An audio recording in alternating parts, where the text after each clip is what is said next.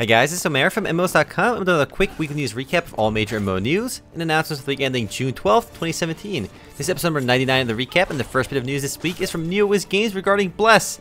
And NeoWiz did confirm that they canceled their publishing agreement with Area Games and Game Ago, and they're now focused on the Japanese version of the game, which is currently in closed beta. The Japanese version is published by Game On, which is actually owned by NeoWiz themselves, so they could actually still go ahead with self-publishing here in the West as well. Despite Area canceling their agreement with NeoWiz, I'm still hopeful that Bless can still come here to the West, either through self-publishing or another partner, but for now, rest in pepperoni, Bless. Next up, some positive news from Nexon regarding their upcoming MMORPG, Astellia. Astellia is aiming for a closed beta launch in South Korea next month and a full release sometime in early 2018, and they're aiming for a Western release by the end of 2018 as well. In an interview with MMORPG.com, Brunson Studios, Astellia's developer, revealed that despite being free-to-play in Korea, Astellia is exploring a buy-to-play model here in the West in order to meet NA gamers' expectations. And given how successful Black Desert Online was here in the West, I can't blame them for going with the buy-to-play route, but remember, nothing is confirmed just yet. If they do go buy-to-play, I hope to keep the cash up in check, but again, we'll have to wait and see. It is cool to see that the game is definitely coming over to the West eventually, so that's nice. Up next, something I've wanted to announce for a long time. Battleborn officially went free-to-play this last week, though it's worth mentioning that Gearbox, the game's developer, didn't use the words free-to-play. Instead, they labeled it as an unlimited free trial.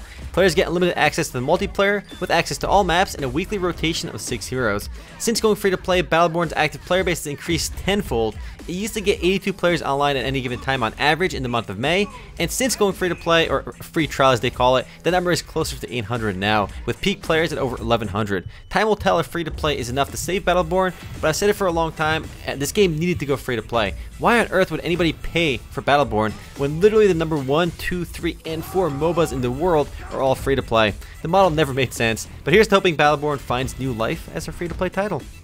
Next up, some pretty big news from Cryptic Studios and Perfect World. They announced a brand new AAA Magic the Gathering MMORPG that'll be released on both PC and console. Unfortunately, we have no gameplay videos to show you or any actual in-game footage or screenshots or anything like that, so don't expect a release anytime soon. It's pretty big news though, because Magic the Gathering is a pretty big franchise.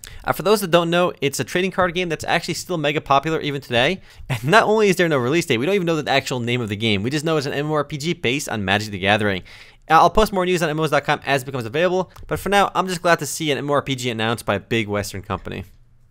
Next up, we finally have some news for Dark and Light. Closed beta signups for the game have officially begun and will be open until June 15th.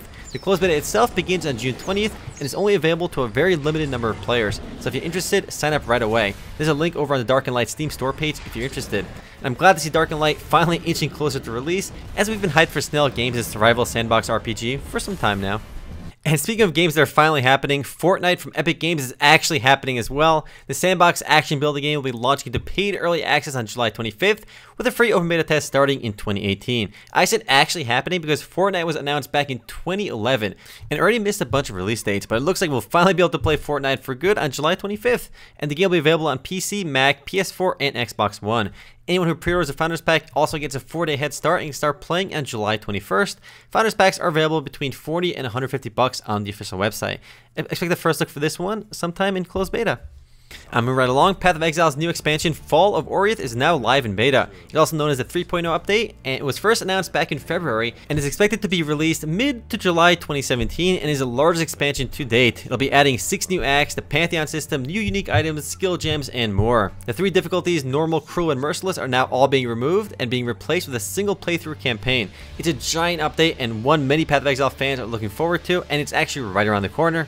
If you never played Path of Exile, I strongly recommend it. It remains one of the most popular free-to-play games out there, regularly getting over 12,000 players online on Steam, so it's mega hype. Check it out, guys. And speaking of expansions and updates, Vindictus previewed their latest update called Rise Revolution just this week. Fans of Vindictus already know this update was coming simply by translating the Korean update / patch notes, but the Rise update is finally coming to North America in English. Changes include new and more in-depth backstories for playable characters, ability to skip NPC dialogues, balance adjustments, new Paladin and Dark Knight skills, removal of the game's weight system, and much more. No word on when the update is set to go live though, but it has been previewed on the NA version, so it's making progress towards release. I'm right along. Also in Nexon related news, we have another MMORPG update this week, this time for MapleStory. Nexon's latest update titled Override will be released in 2 parts this summer.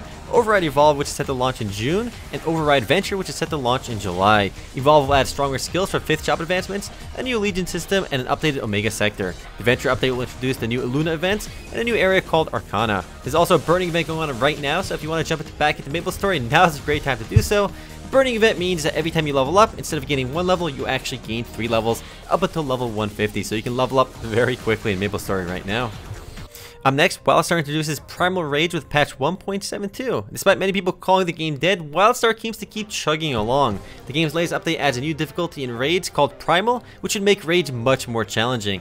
Outside of Primal Rage, patch 1.72 also makes some minor balance changes to various classes and some bug fixes. For now guys, WildStar is still alive and well. Perhaps we should not be calling the game dead because it's been surviving a lot longer than most of us thought.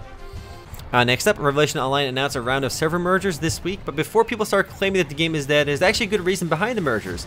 MMOs.com is launching a new French and German language servers, as well as a brand new North American one, and while doing so, we'll combine 2 EU and 2 NA servers, which will result in 1 less net server overall, so we're only losing 1 server. It's not so bad. Also, in some rather odd news, Revelation Online is actually resetting all servers first achievements on both Instance Dungeons and Scours on June 14th to give other players a chance to get those achievements. Call me crazy, but I feel like servers first kind of loses its meaning if you reset it multiple times and give other players a chance to do it. And what's the meaning of server first if other people also get to do it? It just seems kind of nutty to me, but who knows. Up next, we have another new MMORPG announced this week titled Fractured. Fortunately, there's no gameplay footage for it just yet, which is why we get to stare at this one screenshot. Fractured is a spatial OS-powered sandbox MMORPG that began development back in January of 2017 and is powered by Unity as well. The game will be buy-to-play and be available for both PC and mobile. Apparently, there won't be any grind mechanics in the game either, so they're trying to mix things up a little bit. It's still very early in development, so not too much is known about Fractured just yet, and we have no idea when it's going to release, but it's always good to hear a new MMO announcement. It's being developed by an Italian company too, so it's Western developed, but again, no word on when it's coming out. Next up, a small bit of news for World of Warcraft. The game finally released class mounts, and as you probably guessed, class mounts are exactly what they sound like.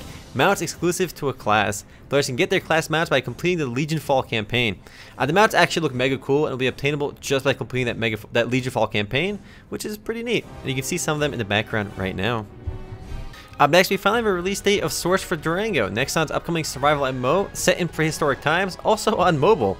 The game is set to launch sometime in Q4 of 2017. The game already had a large-scale beta here in the West and was pretty well received with a Google Play review score of 4.1 based on 31,000 reviews. I actually haven't played this one just yet, but plan to check it out once it actually launches. Next up, Dauntless is still making progress towards an eventual 2017 release. They released a new gameplay trailer showing off some combat and some crafting mechanics. Closed beta is still set to be released this summer, while open beta is set to launch in the fall. 2,000 technical alpha test keys have already been sent out, so if you didn't get yours just yet, odds are you'll have to wait for the closed beta test to play. If you haven't heard of Dauntless, it's a Monster Hunter-esque free-to-play game. I actually haven't played it yet, but do plan on doing a first look in closed beta if there isn't an NDA.